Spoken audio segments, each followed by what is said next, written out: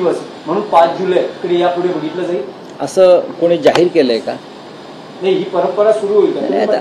पाडवा आणि दसरा आधी 5 जुलैला एकत्रित कार्यक्रम होऊ द्या, त्या कार्यक्रमाचा आपण आनंद घ्या, आस्वाद घ्या आणि त्यानंतर आम्ही पुढची पावलं काय आहेत ते आम्ही पाहू ना महाराष्ट्राच्या हितासाठी.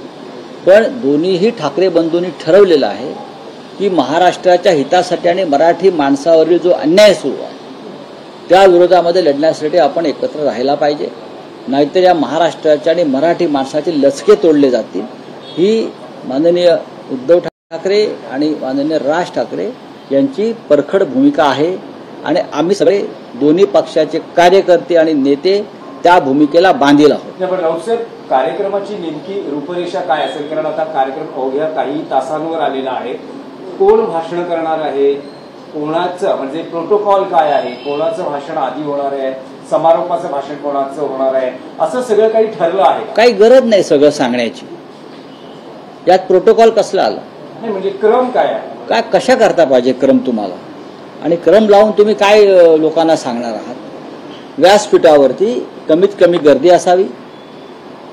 व्यासपीठावरती जे मुख्य आकर्षण आहे माननीय उद्धव ठाकरे आणि राज ठाकरे हेच असावं आणि लोकांनी तुफान गर्दी करावी आणि विजय जल्लोष साजरा करावा.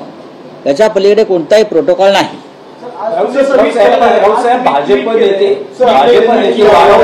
असं म्हणत आहे की 2 भाऊ एकत्र आल्याने काही तसं विशेष फरक पडणार नाही. काल नारायण राणेंनी तेच म्हटलेलं आहे की ठाकरे बंधू एकत्र आले तरी काही फार फरक पडणार नाही. 20+0 हेच त्यांचं समीकरण आहे. नारायण राणेंनी काय बोलावं आणि काय नाही बोलावं ही त्यांची अभिव्यक्ती स्वातंत्र्य आहे. त्यांच्या बोलण्याकडे महाराष्ट्र फार गांभीर्यानं पाहत नाही.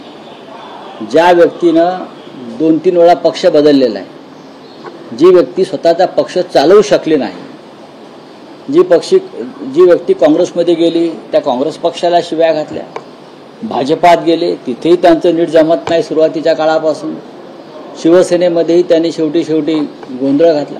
अशा व्यक्तींवरती तुम्हाला काय वाटतं की महाराष्ट्र फार गांभीर्याने घेतो का? यांना अजिबात घेत नाही. हे सगळे भाजपात गेलेला प्रत्येक मराठी माणूस हा महाराष्ट्राचा शत्रू आहे. त्यांना मराठी माणूस महाराष्ट्र ह्याच्यावर प्रवचनं झोडण्याचा कोणालाही अधिकार नाही. नारायण राणे यांनी सुद्धा भाजपात जाऊन कोकणातल्या मराठी माणसाचं नुकसानच केलेलं आहे.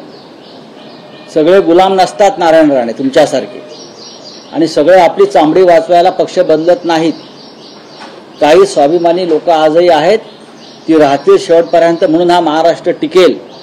तुम्ही आहात म्हणून महाराष्ट्र नाही आणि भाजपा आहे म्हणून महाराष्ट्र नाही, हे लक्षात घ्या. तुम्ही तुमचा जरा वयाचं भान राखा. तुम्ही कोट वगैरे घालता, टाय वगैरे लावता म्हणून तुमचे लोक ऐकत नाहीत. भविष्यात कळेल कोण काय आहे ते.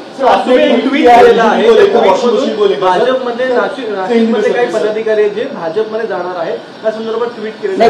राऊतसाहेब, असं का होतंय की पहिले बडगुजर, नंतर विलास शिंदे आणि आता आठवडाही झाला नाही ज्यांच्या नेमणुकीला असे मामा राजवाडे हे भाजपमध्ये जात आहेत.